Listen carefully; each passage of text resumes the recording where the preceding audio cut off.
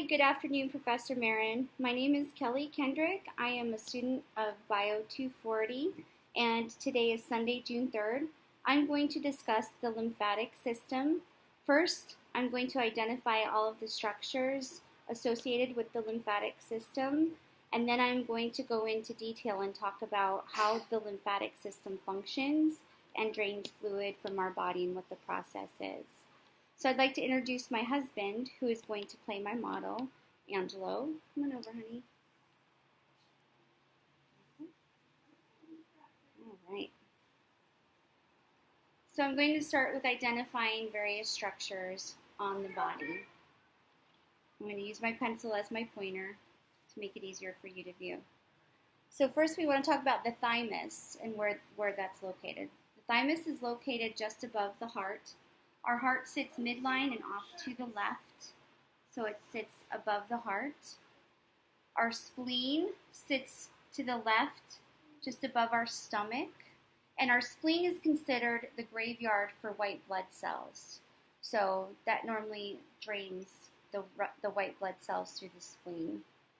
Not everybody has a spleen. A spleen can be taken out. A spleen can be fractured. Just some interesting facts. Then I want to talk about the tonsils. Tonsils sit posterior. Go ahead and open your mouth, honey. They're all the way in the back. I know you can't see without a flashlight. They sit all the way in the back, and they have a cryptic sort of anatomy about them where they collect bacteria, food that we eat. Most times children will have them removed because it will contribute to chronic strep throat. So it really doesn't do anything but collect bacteria. Next, the appendix is located in the right lower quadrant. The right lower quadrant is where the appendix sits. People will most times have that removed as well for any sort of abdominal pain. We do various tests to rule out appendicitis. And another fun fact, normally 80% of appendix that are removed are actually good appendix. 20% are the ones that are bad. Surgeons will go off of what we find in our history and physical with the patient, and then when they do their physical exam on the patient. So another fun fact. Peyer's patches, those are located in the small intestine.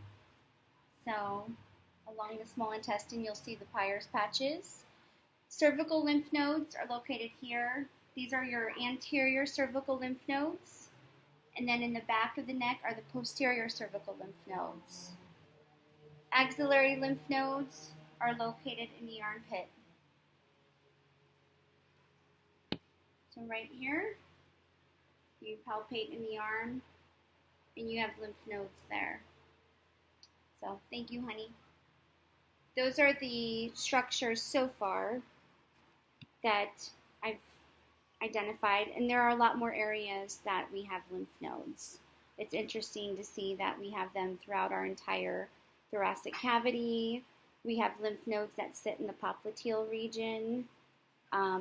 So anytime we have an infection or anything going on within our body associated maybe within that area, those lymph nodes may become swollen or inflamed. And that's what I'm going to talk about next. So the lymphatic system is responsible for taking excess fluid away from the interstitial spaces. When our lymphatic system is not functioning properly, we can end up with what's called edema, where we build fluid in our interstitial spaces and have no way of draining that fluid. So the proper flow of interstitial vessels return interstitial fluid from the spaces to the intestines. So the blood capillaries begin the flow of lymph to the interstitial spaces. Then it goes to the lymphatic capillaries. Then fluid goes to the lymphatic vessels.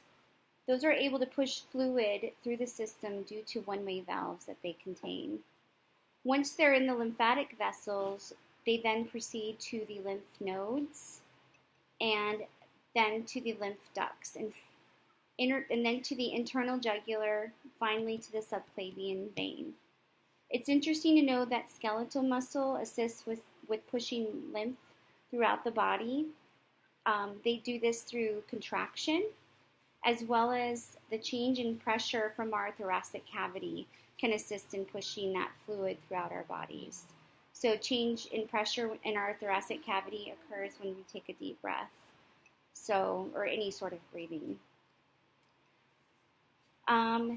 That is all that I have as far as the lymphatic system so far, and I hope that this presentation was informative. It was definitely interesting to look at the lymphatic system and how it works. I always look at it when I'm seeing patients or evaluating patients, or have when I was in the military, looking at the lymph nodes, knowing where they're located and what their process, what their ability, what the reason is that we have lymph nodes, and how we identify infections based on that.